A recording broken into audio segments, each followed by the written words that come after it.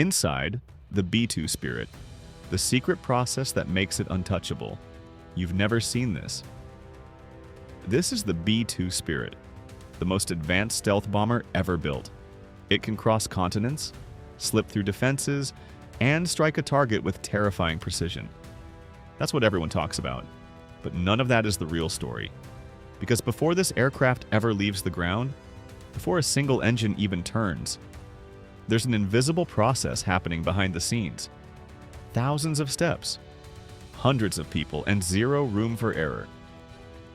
Miss just one detail, and this $2 billion machine doesn't become ineffective. It becomes useless. It begins in a place most people will never see. A weapons assembly facility that looks more like a laboratory than anything military. The air is clean. The temperature never changes. Not for comfort, but for precision. Because the systems being built here don't tolerate imperfection. Not even slightly. Technicians start with what looks like a simple bomb body. But this isn't just a bomb. It's about to become something far more precise. They attach a guidance kit to the front.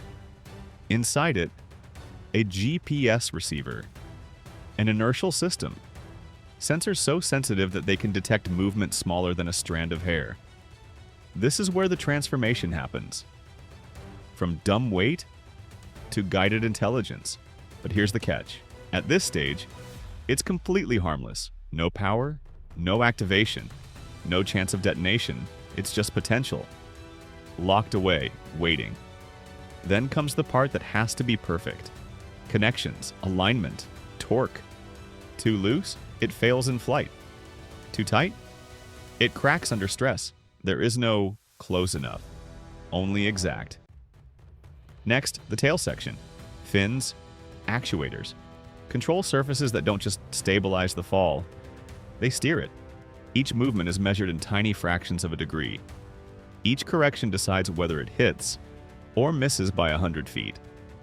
Before it ever leaves the building, they test everything. Movement, response, balance, even weight.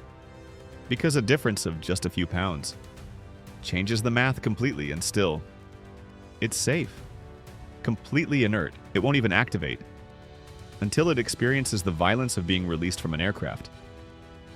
Until then, it's just waiting. But the weapon isn't the hardest part. The aircraft is. Out on the flight line, the real challenge begins. Because stealth isn't power, it's perfection. The surface of the B-2 isn't just painted, it's engineered. A special coating designed to absorb radar, instead of reflecting on it. But that coating, it's fragile, incredibly fragile. Rain can damage it, debris can chip it, even time can wear it down. So before anything else, they inspect everything, every inch, every edge, every seam, looking for flaws you wouldn't even notice. But radar would, because here's the truth. Stealth doesn't fail dramatically, it fails quietly. One tiny imperfection, and suddenly, you're visible. When they find damage, and they always do, they don't just fix it, they rebuild it. Carefully, slowly, layer by layer, sanding, applying, shaping, until the surface isn't just repaired, it's invisible again. This isn't maintenance, it's craftsmanship. While that's happening, another team checks the systems that keep the aircraft alive. Hydraulics under extreme pressure, control surfaces that can't hesitate, electrical systems that can't fail. Because this aircraft doesn't forgive mistakes, only when everything passes. Does the next phase begin? Loading. The bombs are brought in carefully, lifted into place, guided into the internal bay. Because unlike other aircraft, the B-2 carries everything inside. No external load, no compromises. Inside, a rotating launcher holds each weapon, like a massive revolver. Precise, controlled, ready. But even now, the bombs don't know where they're going. That information is held back until the last possible moment. Because flexibility is power. Then comes the human side. Pilots, equipment, survival systems. Because flying this aircraft means operating at extremes. Altitude, duration, stress, everything they wear, everything they use is tested, checked, verified. Because up there, failure isn't an option. Then comes one of the most dangerous moments. Refueling. Engines are still running. Heat pouring out. Fuel is flowing fast. Every movement is controlled. Every risk is understood. One mistake here, and everything changes instantly. But when it's done, the aircraft is ready. The pilots climb in. Systems come alive. Displays flicker on. Navigation aligns. The aircraft sits still, calibrating itself against the Earth. Because even movement, at the wrong time, can throw everything off. Then finally, it moves.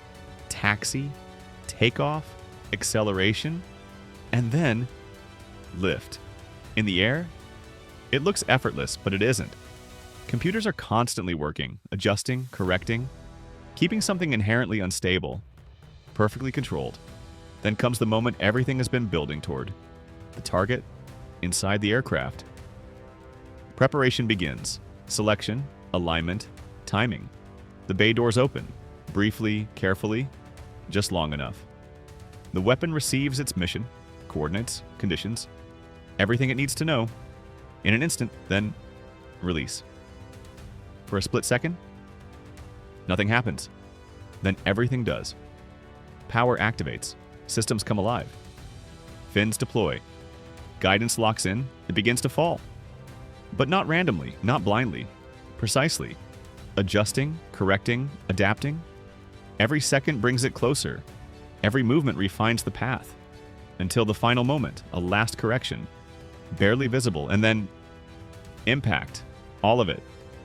The preparation, the precision, the obsession comes down to that one point. That's the part you never see. And that's the part that makes it work.